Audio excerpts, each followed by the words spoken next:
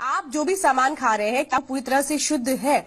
ये सवाल इसलिए उठ रहा है क्योंकि कानपुर एचबीटीआई इंस्टीट्यूट ने जिस तरह से रिसर्च किया है वो ये बता रहा है कि मस्टर्ड ऑयल में ज्यादातर कंपनियां मिलावट कर रही हैं। यानी समझ लीजिए आपकी सेहत के साथ किस तरह से खिलवाड़ किया जा रहा है। विश्वास के साथ आप सामान खरीदते हैं, लेकिन हो सकता है जो विश्वास आप रख रहे हो उन चीजों में वही उसी के साथ धोखा हो रहा हो। और अब ऐसे में तो यही सवाल उठता है कि अब सब कुछ नकली मिलने लगा है। दूध नकली, मसाले नकली, तेल नकली।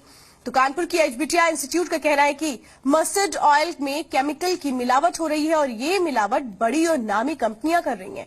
इसकी वजह से लोगों को गंभीर बीमारी भी होने का खतरा है। अब ऐसे में लोग खाएं तो खाएं क्या?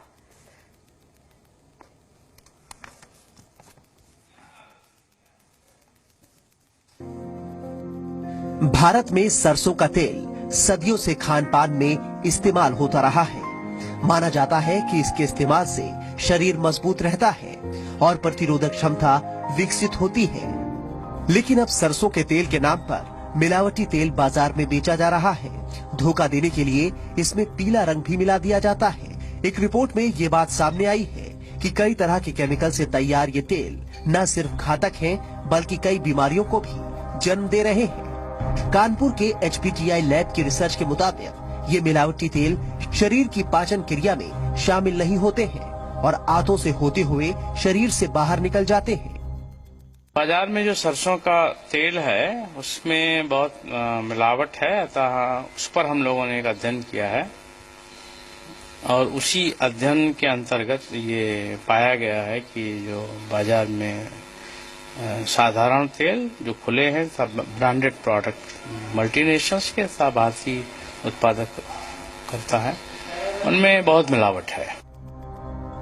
एचबीटीआई ने रिसर्च के लिए कई राज्यों से तेल के नमूने इकट्ठे किए। इनमें लोकल तेल से लेकर बड़ी कंपनियों के ब्रांडेड तेल भी शामिल थे। 8 महीने की रिसर्च से पता चला कि तेल में कुछ केमिकल तो मानक से 20 गुना अधिक मात्रा में मौजूद थे। रिसर्च से पहले भी ये साबित हो चुका है कि सरसों की जगह अर्जिमोन के इस्तेमाल से ड्रॉपसी जैसी बीमारी हो सकती है। ये बिल्कुल जहर है क्योंकि इससे बहुत गंभीर रोग हो सकता है जिसे कहते हैं एपिडेमिक ड्रॉपसी। ये एपिडेमिक ड्रॉपसी बहुत खतरनाक बीमारी है। इसमें सूजन के अलावा जब ये पानी भरता है, ये पानी पूरे शरीर में फैलता है, फेफड़े तक पहुंच जाता है और फेफड़े से ये हार्ट तक में जोर डालता है और हार्ट में इतना प्रेशर डालता है, हार्ट फेलियर हो जाता है। इस रिपोर्ट के बाद केमिकल इंजीनियरों ने ऐसे तेल से होने वाली बीमारियों का पता लगाने के लिए मेडिकल बोर्ड गठित करने की सिफारिश की है। वहीं आम आदमी भी रिपोर्ट के बारे में जानकर हैरान परेशान है। पहले भी ये बात सामने आ चुकी है कि देश में जितना सरसों पैदा होता है उससे ज्यादा तेल बाजार में मौजूद है। ऐसे में मिलावटी और नकली तेलों पर रोक लगाकर ही आम आदमी की सेहत का ख्याल रखा जा सकता है। तो आप जो भी खाइए कम से कम ये सोच के खाइए या समझ के खाइए, देख कर खाइए कि दरअसल उसमें कहीं ऐसा तो नहीं है मिलावट है। अगर लग रहा है आपको खाने में कि टेस्ट में कुछ फर्क है या कुछ भी है तो फिर अलर्ट हो जाइए। तो नकली खाद्य तेल लीवर को किस तरह से नुकसान पहुंचाता है ये हम आपको बताते हैं। ये शरीर के डाइजेशन सिस्टम को भी बुरी तरह से हिलाकर रख देता है। नकली खाद्य तेल से हाइपरटेंशन और कोलेस्ट्रॉल बढ़ता है। नकली खाद्य तेल की वजह से किडनी भी खराब हो जाती है।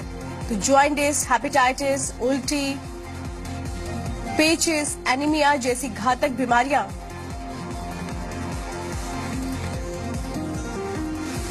मिलावटी तेल से हो सकती हैं। यानी कि सीधा सीधा आपकी सेहत के साथ खिलवाड़ हो रहा है।